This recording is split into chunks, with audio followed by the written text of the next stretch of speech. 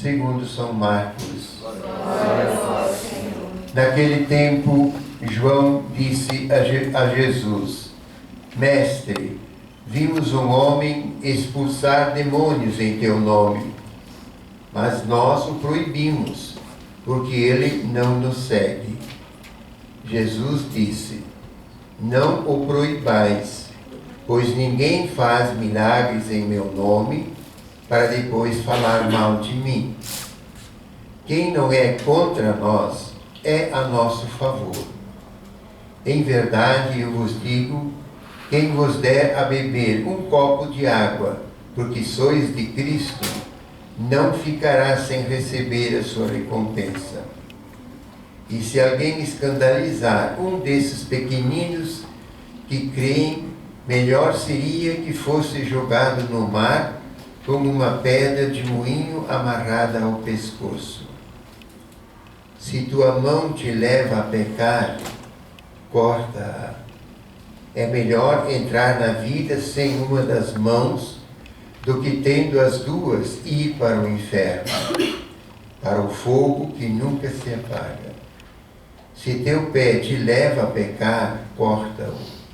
É melhor entrar na vida sem um dos pés do que tendo os dois ser jogado no inferno.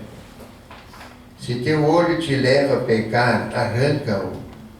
É melhor entrar no reino de Deus com um olho só, do que tendo os dois ser jogado no inferno, onde o verme deles não morre e o fogo não se apaga. Palavra da salvação. Glória a vós, Senhor.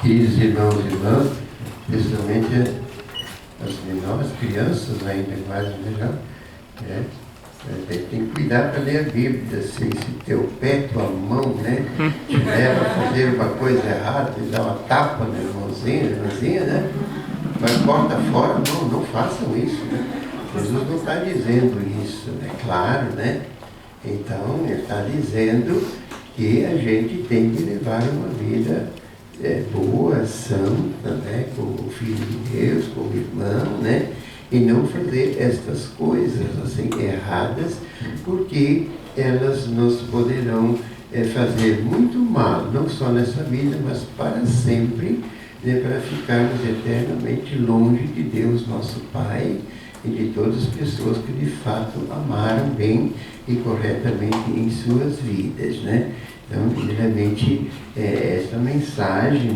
para que não assuste, havia as menores ainda aqui, ao pé da letra, assim, mas há todo um significado.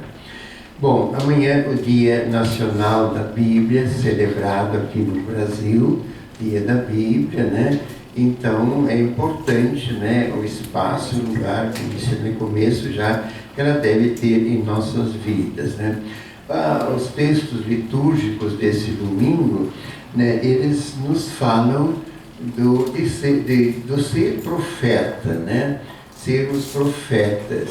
Então, isso é sumamente importante. Ser profeta é anunciar a verdade. Como? Com palavras, com testemunhos sobre tudo, e com a própria vida. Esse profeta fazendo as coisas que Deus pede que nós façamos, vivendo como Deus nos pede para vivermos entre nós. Isto é dar testemunho, isto é anunciar a verdade, isto é participar da história da salvação. Então isso é sumamente importante. A primeira leitura, nós vimos o profeta, o livro dos Números, que já naquela época aconteceu um fato, de que no tempo de Moisés, alguns foram, junto com Moisés, preenchidos do Espírito Santo para serem profetas. E um grupo de pessoas junto com Moisés lá na montanha. E depois, então, o pessoal saiu de lá e viram duas outras pessoas que não participaram daquele grupo lá, e que assim mesmo estavam profetizando, né? E aí eles correram, Moisés, tem alguém lá profetizando, né, sem ter autoridade para isso, né? Então Moisés disse, não deixam eles, né? Oxalá todos fossem profetas. Esse desejo de Moisés se realiza no Novo Testamento com Cristo. Agora, em Cristo, pelo batismo, todos nos tornamos profetas, ao lado também de sacerdotes, sacerdotisas, reis e rainhas, servos e servas de Deus, né? Então, todos, Deus quer que todos nós sejamos profetas. Então, anunciar, não confundir com ir pregar, dar catequese. Isso é uma fórmula pastoral de evangelizar, dando aula, ensinando às crianças, aos jovens, aos adultos, né, a palavra de Deus, as verdades, os mandamentos, os sacramentos. Então, outras coisas que fazem parte, né, desse testemunho de toda a nossa vida, a vida da igreja, de membros da igreja que nós somos. Então, esse desejo no Novo Testamento, né, expressamente Deus, né, agora manifestou, né, e a igreja continua a pregar esta doutrina, esta verdade. Em Cristo todos somos pelo batismo já chamados a sermos profetas. Então, hoje em dia, né, o Papa Francisco, nas suas viagens também, nas suas falas, nas suas orações, ele está nos mostrando como é ser profeta hoje, né? No nosso tempo complicado, difícil, né? Então ele vai nos seus discursos, nas suas homilias, nos seus ensinamentos em nome de Deus, vai nos lembrando, né, que ser profeta é anunciar, né, a boa nova, né, o sentido da vida, né, as coisas verdadeiras, né? E ao mesmo tempo, na segunda leitura, tirada da carta, né, acho que de São Tiago, né, a carta de São Tiago, nos fala de uma outra realidade das pessoas que fazem o mal, que são chamados os ricos, né? Mas não necessariamente que todos os que têm dinheiro a mais e tal são pessoas ruins assim, mas as pessoas que não olham para o próximo, que exploram o trabalhador e tal. Então isso é também parte da missão profética, anunciar e denunciar. Denunciar o quê? Tudo que vai contra a verdade, tudo que vai contra a justiça, tudo que vai contra a paz, tudo que vai contra a comunhão, a união das pessoas, né? Tudo que vai contra os mandamentos de Deus. Então nós somos essas testemunhas proféticas, né? Com a denúncia. E isso começa, primeiramente, nós não nos conformarmos com o mundo. A maior denúncia que nós podemos ser é não, por exemplo, mentir, não nos corromper e corromper outros, não ser desonesto, né? Mas sempre ser verdadeiro. É assim que, como profetas, nós denunciamos as coisas erradas, vivendo as coisas certas, assim como deve ser, né?